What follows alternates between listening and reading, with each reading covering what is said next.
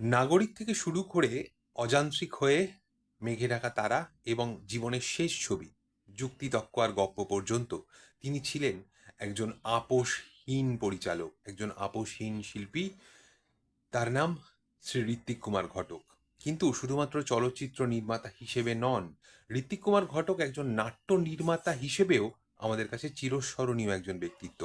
তার নাটক, যে কটি নাটক তিনি লিখতে পেরেছিলেন তার ওই স্বল্প জীবনে, স্বল্প স্বল্পায়ু একজন মানুষ এবং স্বল্প দৈর্ঘ্যের একটি কর্মজীবনে যেটুকু সময় তিনি নাটক লেখার জন্য পেয়েছিলেন, তার মধ্যেই যে সমস্ত মণিমাণিক্য আমাদেরকে তিনি উপহার দিয়ে গিয়েছেন, সেগুলো কিন্তু আজও মঞ্চস্থ করার সময় খুব বেশি অল্টারেশন করতে হয় না, খুব বেশি অল্টার করতে হয় না, খুব বেশি চেঞ্জেস করতে হয় না। আজও পর্যন্ত কিন্তু সমান প্রাসঙ্গিক হয়ে থেকে গিয়েছে সেই সব নাটকগুলো। এবং আপনি শুনলে আশ্চর্য হবেন যে ঋত্বিক কুমার ঘটক জীবনে কিন্তু বেশ কয়েকবার হাসির নাটকও লিখেছিলেন, কিন্তু সেই নাটকগুলো কিন্তু মোটেই হাসির নাটক ছিল না।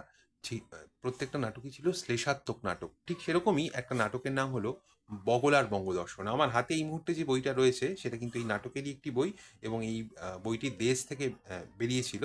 এবং এই বইটি মেইনলি বগলার বঙ্গদর্শন হিসেবে এই বইটি আহ, প্রকাশিত হওয়ার অনেক বছর আগে, বেশ কয়েক বছর আগে কিন্তু আহ, কলকাতার একাধিক নাট্যদল বগলার বঙ্গদর্শনকে বিভিন্নভাবে সফলভাবে মঞ্চস্থ করে ফেলেছে। কিন্তু তারপরেও তাহলে এই বইটা কেন বেরোলো? তার কারণ নাটকের যারা ছাত্র তাদের কাছে একটা ডকুমেন্ট হয়ে যাতে এই নাটকটা থেকে যায়, যাতে হারিয়ে না যায়, সেই জন্যই কিন্তু এই বইটা প্রকাশের উল্লেখ করা উদ্যোগ নেওয়া হয়েছিল। এবং সেই যে ঘটনাটা, সেই ঘটনাটা কিন্তু এই বইয়ের যে আহ, ভূমিকা সেখানেই কিন্তু উল্লেখ করা রয়েছে। এবং সুরমা ঘটক, ঋত্বিক মেমোরিয়াল ট্রাস্টের যিনি কর্ণধার এবং ঋত্বিক ঘটকের স্ত্রী, তিনি কিন্তু ট্রাস্টের কথা এবং বইয়ের ভূমিকা দিয়ে কিন্তু তিনি সেটা লিখে দিয়েছেন।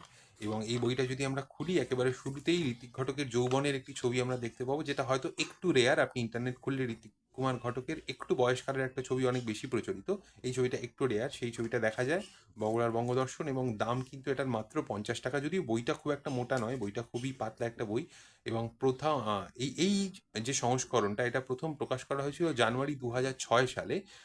এবং তখন এটার দাম ছিল, বললাম, খুবই কম দাম ছিল, 50 টাকা। এবং এই বইটা হচ্ছে 88 পাতার একটা বই, এবং টোটাল 50খানা দৃশ্য রয়েছে এই নাটকটার মধ্যে। এবার কথা হচ্ছে বগলার বঙ্গদর্শন, এই বগলা কে?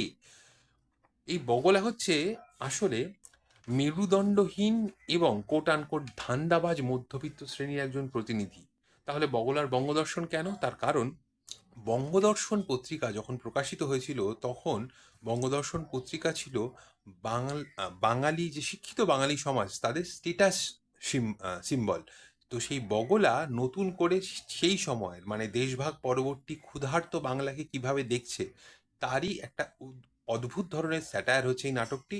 এই বইটার মাঝখানে কিন্তু ঋত্বিক কুমার ঘটক বগলার বঙ্গদর্শনে যখন অভিনয় করছেন, যখন একেবারে স্ট্রিট থিয়েটারে যখন এই বগলার বঙ্গদর্শন অভিনীত হচ্ছে, তখনকার বেশ কয়েকটা স্টিল ছবি রয়েছে, ইন্দ্রাণী চক্রবর্তীর ছবি রয়েছে, সুনীল ভট্টাচার্যের ছবি রয়েছে, এরকম কয়েকটা রেয়ার ছবিও কিন্তু এই বইটার মধ্যে রয়েছে, যেগুলো দিয়ে বইটা সাজানো। এবং এখানে কিন্তু যে কটা চরিত্র রয়েছে, প্রত্যেকটা চরিত্রের আলাদা আলাদা ডেসক্রিপশন আলাদা করে দেওয়া রয়েছে, এবং মঞ্চায়নের সময় কি কি অপশন হতে পারে তারও কিন্তু একটা ডিটেল বর্ণনা দেওয়া রয়েছে, যেটা হয়তো ঋত্বিক কুমার ঘটকের যে বলিষ্ঠ কলম, সেই বলিষ্ঠ কলমেরই প্রতিভূ। এবং তার যে মুন্সিয়ানা সেটাকেই প্রমাণ করে। এবং একই সঙ্গে ঋত্বিক কুমার ঘটকের যে স্ক্রিপ্ট লেখার যে স্টাইল, তারও কিন্তু একটা উজ্জ্বল দৃষ্টান্ত হয়ে থেকে গিয়েছে এই বগলার বঙ্গদর্শন নাটকটি, এই বইটি, পার্টিকুলার এই বইটি। তার কারণ ঋত্বিক ঘটকের নাটকের বই কিন্তু এখন বাজারে খুব বেশি অ্যাভেলেবেল নয়, এই বইটা কিন্তু অ্যাভেলেবেল। এবং যারা এই লেখার স্টাইলটাকে অ্যাডপ্ট করতে চান, সেটা নিয়ে পড়াশোনা করতে চান, তারাও কিন্তু এই বইটা পড়তে পারেন। এছাড়া যদি আপনার সেই সময়ের নাটক, অর্থাৎ এপিটিএ পরবর্তীকালের যে নাটক, এপিটি এর পরবর্তী সময়ের যে নাটক, সেই নাটক নিয়ে আপনার ইন্টারেস্ট থাকলে এই বইটা আপনি পড়তে পারেন। এছাড়া শ্রী ঋত্বিক কুমার ঘটকের জীবন সম্পর্কে, তার শিল্পবোধ সম্পর্কে যদি আপনার ইন্টারেস্ট থাকে, তাহলে অবশ্যই আপনার জন্য অবশ্য পাঠ্য বগলার বঙ্গদর্শন।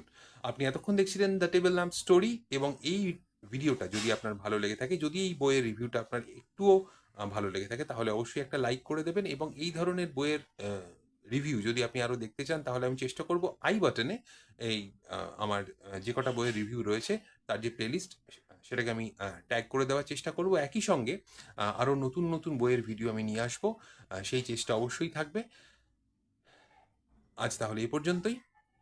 আবার নতুন কোনো বইয়ের ভিডিওতে নতুন কোনো বইয়ের রিভিউ নিয়ে চটপট দেখা হচ্ছে। ততক্ষণের জন্য টাটা।